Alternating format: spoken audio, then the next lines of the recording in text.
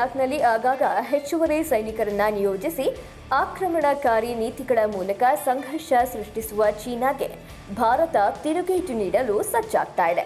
ಪೂರ್ವ ಲಡಾಖ್ನಲ್ಲಿ ಹೆಚ್ಚಿನ ಸುರಕ್ಷತೆ ನಿಗಾ ಇರಿಸಲು ಹೊಸದೊಂದು ಸೇನಾ ವಿಭಾಗವನ್ನು ರಚಿಸಲು ಭಾರತೀಯ ಸೇನೆ ಸಿದ್ಧತೆ ನಡೆಸ್ತಾ ಇದೆ ಅನ್ನೋದಾಗಿ ಮೂಲಗಳು ತಿಳಿಸಿವೆ ಅಂತ ಇಂಡಿಯನ್ ಎಕ್ಸ್‌ಪ್ರೆಸ್ ವರದಿ ಮಾಡಿದೆ.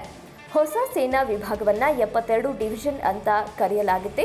ಸೇನೆಯಲ್ಲಿ ಒಂದು ವಿಭಾಗ ಅಂದ್ರೆ 10 ರಿಂದ 15 ಸಾವಿರ ಸೈನಿಕರು ಇರ್ತಾರೆ. ಇದನ್ನ ಒಬ್ಬ ಮೇಜರ್ ಜನರಲ್ ಮುನ್ನಡೆಸ್ತಾರೆ. 3 ರಿಂದ 4 ಬ್ರಿಗೇಡಿಯರ್ ಕಮಾಂಡ್ಗಳನ್ನ ಡಿವಿಷನ್ ಒಳಗೊಂಡಿರುತ್ತೆ. ಪೂರ್ವ ಲಡಾಖ್ನಲ್ಲಿ ವಾಸ್ತವಿಕ ನಿಯಂತ್ರಣ ರೇಖೆಯ ಸುರಕ್ಷತೆಯನ್ನ ಇವರು ದೃಢಪಡಿಸ್ತಾರೆ. 2020ರ ಮೇ ತಿಂಗಳಲ್ಲಿ ಪೂರ್ವ ಲಡಾಖ್ನಲ್ಲಿ ಚೀನಾ ಹೆಚ್ಚುವರಿ ಸೈನಿಕರನ್ನ ನಿಯೋಜಿಸಿ ಸಂಘರ್ಷ ಸೃಷ್ಟಿಸಿತ್ತು.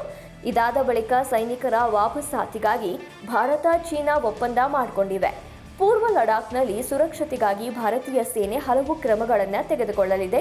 ಪೂರ್ವ ಲಡಾಖ್ನಲ್ಲಿ ಪ್ರಧಾನ ಕಚೇರಿಯನ್ನ ನಿರ್ಮಿಸಲಾಗ್ತಾ ಇದೆ.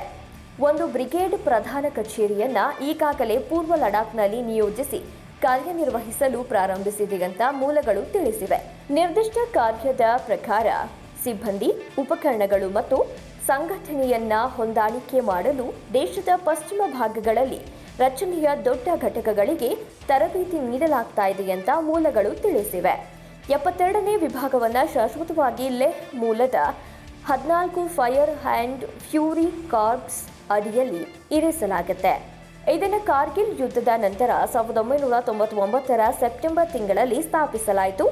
ಈ ಕಾರ್ಪ್ಸ್ ವಿಶ್ವದ ಅತ್ಯಂತ ಸೂಕ್ಷ್ಮ ಗಡಿನಾಡುಗಳು ಮತ್ತು ಯುದ್ಧ ಭೂಮಿಗಳನ್ನು ನಿರ್ವಹಿಸುತ್ತೆ. 72ನೇ ವಿಭಾಗದ ನಿಯಂತ್ರಣದಲ್ಲಿರುವ ಪ್ರದೇಶವನ್ನು ಪ್ರಸ್ತುತ ಯೂನಿಫಾರ್ಮ್ ಫೋರ್ಸ್ ಅಂತ ಕರೆಯಲ್ಪಡುವ ದಂಗೆ ನಿಗ್ರಹ ವಿಭಾಗ ನೋಡಿಕೊಳ್ತಾ ಇದೆ. ಯೂನಿಫಾರ್ಮ್ ಫೋರ್ಸ್ ಶೀಘ್ರದಲ್ಲೇ ಜಮ್ಮು ವಿಭಾಗದ ರಿಯಾಸಿಯಲ್ಲಿರುವ ತನ್ನ ಹಳೆಯ ಸ್ಥಳಕ್ಕೆ ಹಿಂತಿರುಗಲಿದೆ.